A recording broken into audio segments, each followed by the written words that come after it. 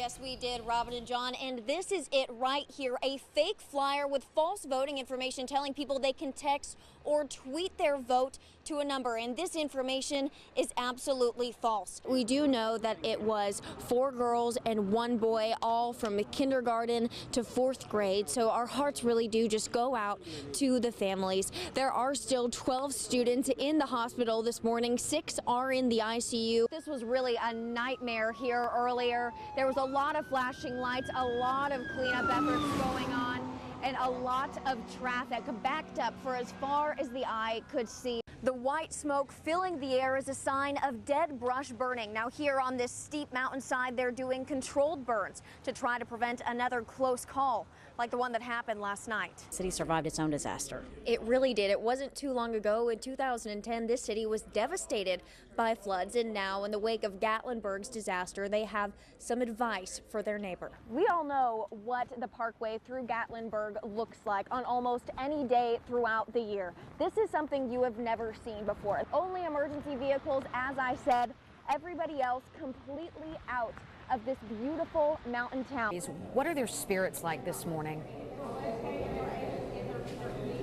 Abby, I've spoken with a few evacuees this morning, and quite honestly, it's a mixed bag. As we were talking about, a lot of these people came here knowing that they were not going to have a home to go back to, and I think that is something that you can only imagine. Well, John, they say living at Travelers is like having a second family. People are close there. It is a very tight-knit community.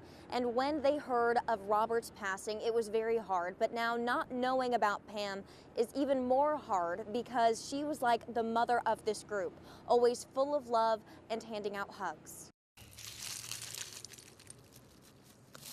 There are literally only pieces left here. Right now, every little cent counts.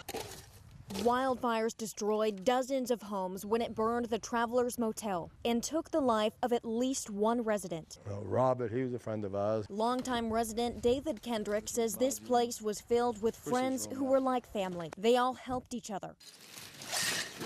They were there for each other every day. Robert, he was one of my best friends. He was over every day. Robert Hedgney was confirmed dead on Tuesday. He lived in the back corner of this motel, just a few doors away from Pamela Johnson. We've been crying for a week.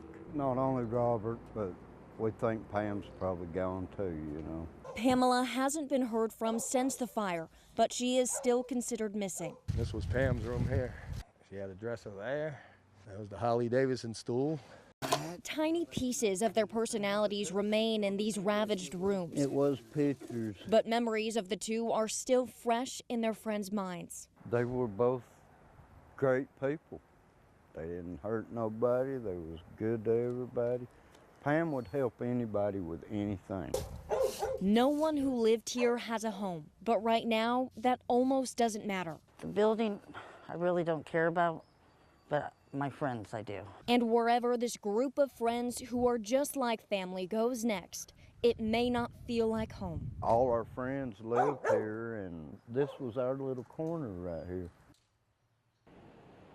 Now, I spoke with Pam's granddaughter today, and she says that detectives told her Pam is still considered missing and they are actively searching. And again, she was last seen at the Travelers Motel. We will keep you updated with any information we receive. John, we'll send it back to you. The Reed family and their story has captivated the hearts of thousands of people across the country. And even though the future of this family still hangs in the balance, those who know them in this community are still hoping for the best.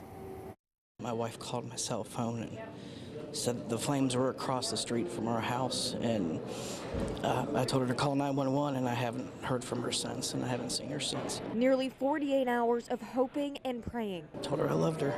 She said she loved me too. And still, Michael Reed has heard no word from his wife Constance or his daughters Chloe. Chloe just turned 12 3 days ago.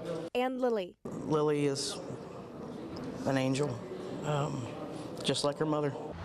The Reed family attends the Parkway Church of God in Sevierville. Church friends of the Reeds say they all accepted Christ into their lives this past month. J.D. Niles, a longtime friend of the family, told 10 News over Facebook that on Thanksgiving, the family opened their home to anyone who may not have a place to go. Michael has always been that way.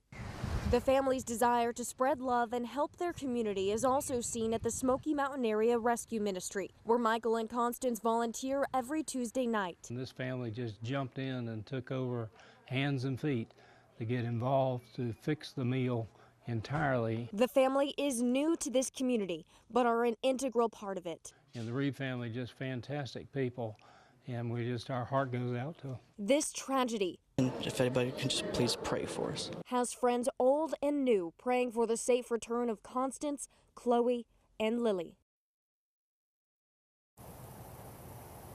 Now on social media, friends and people across the country are using the hashtag #ReuniteTheReeds to help spread the word about this family and just bring in all of the love and support that is possible. Now, through a friend today, Michael Reed told us that he does appreciate every single one of the thousands of prayers that are in response to his family that are coming in again from all over the country. WBIR 10 News reporter Brittany Bade went to the former evacuation site. Only 2 families live here at the top of Nettie Mountain, and they were both evacuated because of the fire. Now they're back in their homes and thrilled to be here. And it's still smoldering. The aftermath of an incredibly close call is just feet away from the Lopez family home. Helicopters came overhead and actually dumped water on our house. It was so smoky in here you couldn't see each other. Lopez's was one of only 2 homes evacuated during the Nettie Mountain fire, but he didn't leave. So we gotta protect our homes. This is something we work for all of our lives. You know, it's a place to go and retire and enjoy it. This is my home. While Lopez stayed to help firefighters protect these mountaintop homes, his neighbors, the Bowers family, left quickly. You know, wedding albums, children's pictures. Precious items, now all back in their place, were packed in just 40 minutes on Saturday night. This can't be happening. It can't be getting that dangerous. I couldn't believe it. Crews are making progress, but 4 days of burning is hurting this community. A lot of what we do as far as tourism, it's impacted by anything like this. We take it very personal when we watch the land in our counties burned. On top of the mountain, only 1 fire crew remains to monitor the smoldering hotspots. If we're going to be saved, these people were going to be able to do it. And for that, both of these families are very thankful. What can you say? These are brave men and women, and thank them all. The fire on this mountain is 75% contained, but as you can see, it is still very smoky, and that smoke will likely stick around for another 1 or 2 weeks. In Cott County, Brittany Bade, WBIR 10 News.